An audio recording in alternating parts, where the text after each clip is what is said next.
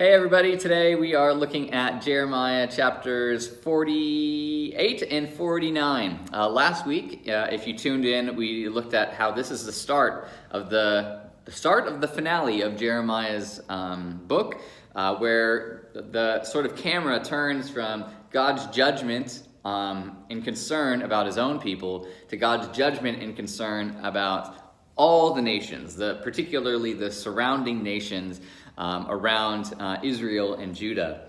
And so if you haven't checked out that devotion, go back on YouTube and check that out, because I think it'll be really helpful. But today we're looking at chapters 48 and 49. And again, this is God's judgment to a number of nations. So we have 6 that are listed here. We have Moab, Ammon, Edom, what do we have? Arabia, Elam, and Assyria. Sorry, I wrote those all down. And so those are kind of the places that are all surrounding the area of Judah. From the north, that's Assyria, all the way to the very south, which is Arabia. And then kind of to the east and north and all of those things. And so these prophecies come against these nations. And we talked about why these are in here last week. But for our purposes today, I just want to highlight 2 points. That God is a God who looks at the nation, everyone's behavior, and calls everyone to account. We talked about that last week. But this is called God's judgment. When you fall short of God's standards, you come under God's justice and judgment.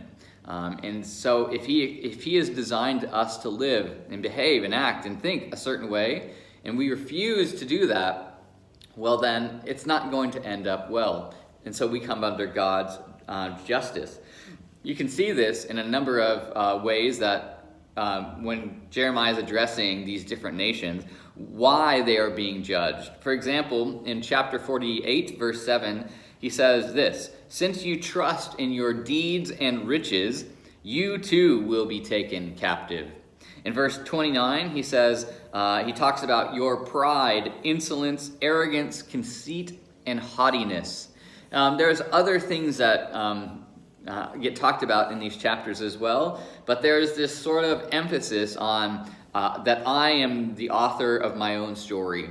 That's all about me, what I have done, what I can do, my wealth, my riches, my actions, my own self-esteem, and the way that I think about myself and pump myself up.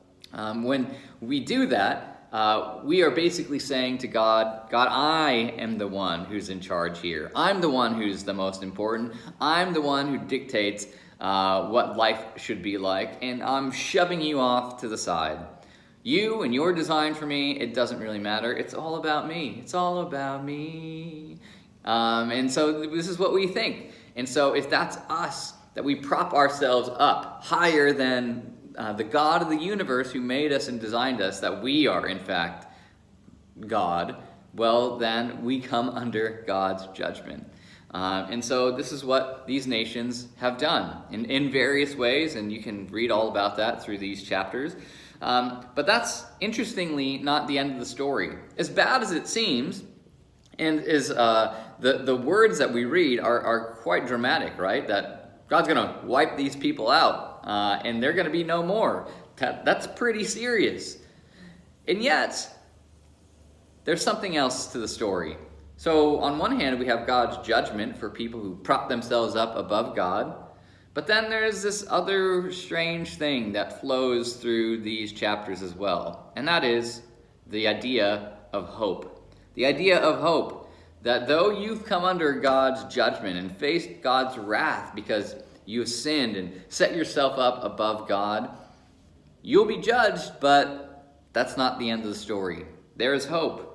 In chapter 48, verse 36, it says that God laments over the things that are about to happen to these people. In verse 47, God says, I will restore the fortunes of Moab. He says this again in verse 11, in chapter 49, in verse 39, that though all these things will happen, you've come under my judgment, yet, God says, I will restore your fortunes. In verses 49, chapter 49, verse 6, he talks about how the oppressed will find hope in salvation and trust in God alone. And so, though there is judgment and justice and wrath on one hand, there is hope and deliverance and salvation on the other. And you may think, how can these two things go together? But that's exactly what the whole point of the Bible is. That we have sinned and fallen short of the glory of God. There's nothing that we can do. There's not anyone who's righteous or good, not one. And yet, despite all of that, there is hope. That's not the end of the story. God provides us a way out, a means to salvation that is beyond us, that we can't manufacture or come up with for ourselves. And yet, God sees us in our brokenness, and He sends a means to help rescue us and deliver us from that judgment. And that plan gets highlighted all throughout the prophets, all throughout the Old Testament, and eventually finds its heyday in Jesus. That Jesus is the one that God sends to redeem us, broken, sinful people, from what we cannot do for ourselves. He takes all of our sin, our punishment, upon Himself, so that by believing in Him, we might be free. We might experience God's love and goodness and grace and forgiveness once and for all. And so, though we live under God's judgment, there is hope. And so the point of this, I think, for us is, well, which one do you want to cling to? Do you want to elevate yourself as God and say, well, I'm the author of my own story, and face God's judgment?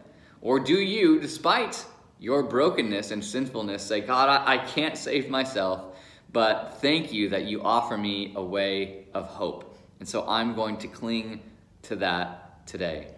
So, which one are you? See you later. Bye.